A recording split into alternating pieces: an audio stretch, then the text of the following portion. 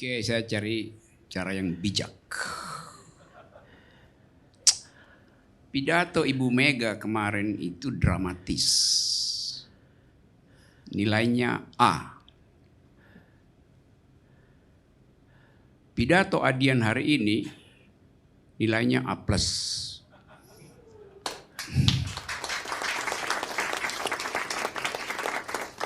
A untuk retorika, plus untuk sugesti. Dia kasih sugesti supaya 2024 itu harus diterima sebagai siklus normal dalam politik. Tadi kalimat saya, Adian saya kasih A+, retorikanya A, sugestinya plus. Kenapa? Karena dia kasih sugesti.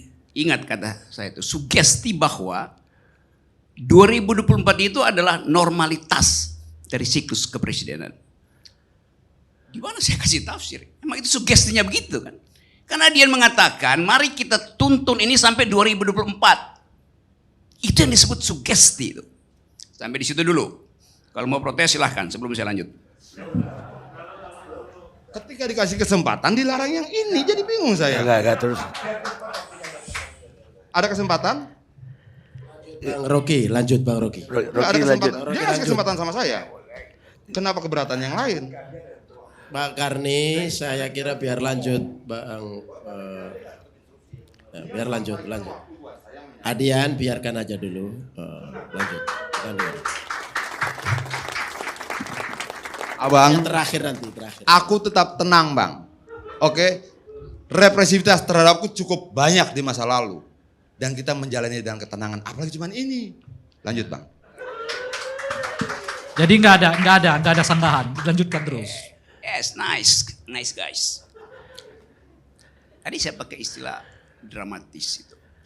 Sekarang saya mau terangkan apa artinya drama. Di dalam tradisi ilmu pengetahuan, drama itu dimulai ketika diperlukan cara untuk mengevaluasi moral manusia. Ada profesor komunikasi yang pasti tahu tentang yang disebut the Greek tragedy. Tragedi Yunani itu. Saya akan sebutkan beberapa istilah. Kalau diperlukan klarifikasi, saya terangkan itu. Tragedi Yunani itu. Panggung tragedi Yunani biasanya dibagi dua. Zin dan obsin. Di depan dan di belakang. Sin artinya layar. Dan di belakang layar. Bahasa Inggrisnya obscene. Dari kata obscene, di belakang layar.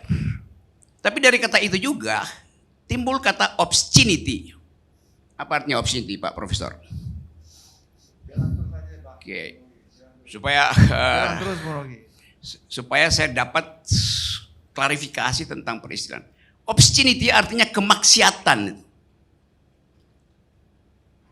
Di belakang panggung orang bisik-bisik kemaksiatan. Itu ditutupi agar supaya publik tidak tahu yang disebut sebagai keburukan, pengkhianatan, kerakusan, segala macam. Yang dilihat hanya yang di depan panggung. Itu teknik di dalam Greek tragedy. Peristiwa PDIP jadi problem publik karena yang obscenity itu justru yang terlihat. Dan itu yang diulas orang itu, bukan soal karakter.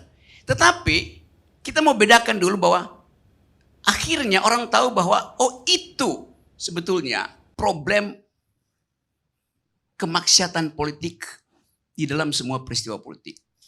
PDIP diseret dalam tafsir itu oleh pengamat, bahkan pengamat asing yang hanya mendengar berita itu.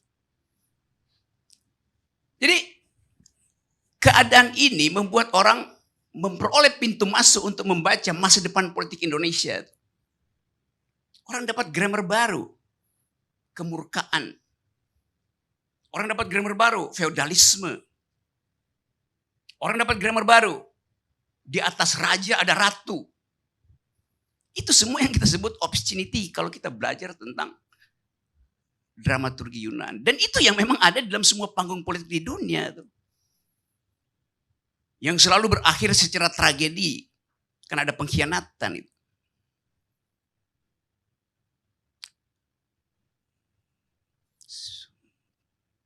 Ada bau busuk di Denmark. There's something rotten in Denmark. Di dalam lakon Shakespeare. Karena pengkhianatan. Lalu diam-diam Brutus tusuk Caesar waktu lewat di obscene di belakang layar. Itu terbaca di depan layar akhirnya. Begitu kemampuan kita untuk mengabstraksikan politik, demokrasi itu. Sekarang saya balik kepada soal intinya. Saya nggak ada soal dengan PDIP itu. Saya nonton aja lihat itu. Tetapi di belakang Greek tragedy itu, atau sebut aja PDIP tragedy, ada problem lebih mendasar dari sekedar Ibu Mega itu. Ibu Mega itu sin. Opsinya adalah olok-olok orang terhadap Ibu Mega. Yang sudah diterangkan oleh Adian. Tetapi ada panggung lain, yaitu di bawah panggung itu soalnya. Yaitu berebut tiket untuk pergi pada pertandingan politik 2004. Berebut tiket. Kenapa harus berebut tiket? Karena dipasang barrier to entry untuk nonton drama yang kita sebut presidential threshold. Kedunguannya di situ. Kalau nggak ada presidential threshold, nggak akan ada tragedi itu, nggak ada permainan pengkhianatan obscene yang disindir oleh Ibu Mega dengan cara yang sangat bijaksana dan tajam itu. Ngerampoklah punya orang. Bahwa ini koalisi-koalisi, apaan koalisi itu? Ini sistem presidensial. Yang memang harus diteruskan logikanya. Kerjasama boleh, koalisi jangan. Suruh aja Google, koalisi dalam bahasa Indonesia artinya kerjasama. Sama aja. Tapi kita mau terangkan ini bukan untuk mengolok-olok tragedi yang udah, the damage has been done. Udah terjadi kerusakan itu, orang udah tonton keadaan tadi malam itu. Sekarang saya bilang tadi, ada scene di depan, ada opsin di belakang, ada di bawah panggung. Orang berebut remah-remah di bawah panggung. Sisa dari 20% itu yang diperbutkan oleh yang namanya koalisi. PDIP aman tiketnya. Yang lain ini berebut remah-remah di atas meja politik. Itu intinya. Yang kita dalilkan dari awal supaya dibatalkan oleh Mahkamah Konstitusi. Nggak mau. Akibatnya berebut remah-remah di meja makan. Jamuan makan politik. Saya lanjutkan lagi ya. Di dalam tradisi raja-raja Yunani. Yang diundang di dalam perjamuan nobility. Yang mulia itu bukan cuma orang. Tapi juga anjing. Anjing diundang untuk makan remah yang habis makan memang kita mesti buang. Bukan kita, mereka harus buang di bawah meja supaya anjing makan. Itu yang lagi dicari oleh koalisi itu. Makan remah-remah itu kayak anjing menunggu remah-remah. Saya mau terangkan itu supaya kita paham betul apa yang disebut demokrasi itu. Tragis negeri ini. Tragika itu. Karena itu saya tuntut terus supaya batalkan 0% supaya Ibu Mega lega. Supaya nggak ada koalisi yang kasak-kusuk nyari makan di bawah di remah-remah itu. Semua partai itu. Di dalam politik cuma ada dua. Anda pro 20% atau Anda pro nihil persen itu. Demokrasi artinya datang dari garis start yang sama itu. Tapi nanti bilang ya itu open legal. Ya segala macam bisa dibilang open legal policy. Nanti partai-partai fundamental ikut kalau 20%. Bukan itu. Kalau kita bilang demokrasi, garis lurus demokrasi adalah 0. 20% apa? 20% itu adalah nama peternakan oligarki itu. Jadi silakan. Kalau Anda nggak mau 0%, jadilah ternak oligarki. Apa nggak malu itu? Jadi saya mau katakan selanjutnya bahwa pemimpin itu dia ada prinsip noblesse oblige, bahasa Perancisnya tuh. Semakin mulia dia, beban dia itu, obligasi dia semakin kuat, semakin tinggi tuh.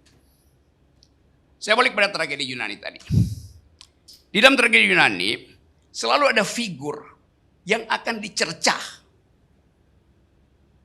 sebagai protagonis. Dia akan dimasukkan di dalam skenario bahwa dia, tokoh ini biasanya satu individu, punya banyak dosa karena melawan takdir. Tapi cerita akan menyelamatkan dia karena dia berupaya untuk melawan takdir yang tidak dia ketahui. Kemuliaan datang dari orang yang melawan takdir yang dia tidak ketahui. Di situ paradoks dari tragedi Yunani yang disebut sebagai nobility in suffering. Ada kemuliaan dalam penderitaan. Ibu Mega mengalami itu, kemuliaan dalam penderitaan dulu, bukan yang sekarang. Kan Ibu Mega pro 20%. Jadi bagian dari yang tidak mau lagi punya kewajiban. Padahal Ibu Mega sebetulnya punya kewajiban sebagai noblesse, obligasinya adalah minta Mahkamah Konstitusi batalkan 2%. Karena itu menghina akal demokrasi itu. Itu yang kita tunggu. Jadi sekali lagi, saya kasih kuliah ini supaya ada pendidikan politik mendasar pada republik ini. Terima kasih.